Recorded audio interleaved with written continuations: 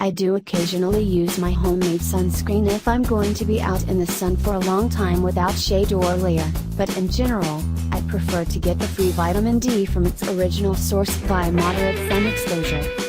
When I'm going to be at the beach, can I just live there, please? Or somewhere where I can alternate between sun exposure or the shade of an umbrella and a good book.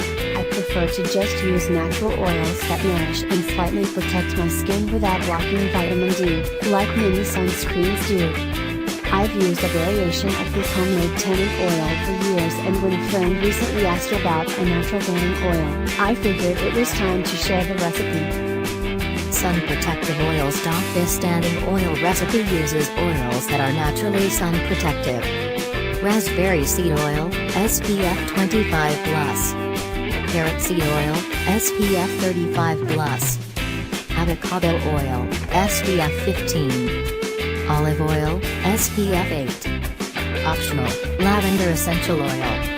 Optional, sandalwood essential oil, tool oil. Some of these oils are more sun protective than others, and you can adapt the proportions based on your preference and how much sun protection you want.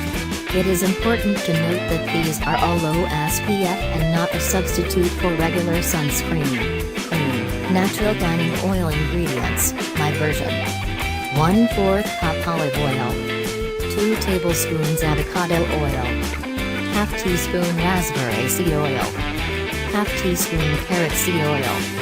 10 drops sandalwood essential oil. 10 drops lavender essential oil. 1 teaspoon bronze mica powder. DIY tanning oil instructions. Mix all oils and mica powder, if using, and store in a dark-colored glass container.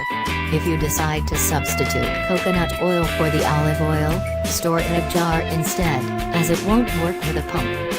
I use this as needed for mild sun exposure, and it has helped me tan naturally without burning. Important. Of course, all of the usual disclaimers apply. Sunburn is never healthy and should absolutely be avoided. You should not spend long periods of time in the sun, especially if you have very sensitive skin, and if you are unable to tan, this recipe will not magically help you tan. I'm not advocating regular tanning in an electric bed, and only use this for moderate and natural sun exposure. Check with a dermatologist if you are unsure about any of these ingredients or want to know if this recipe is specifically good for your skin.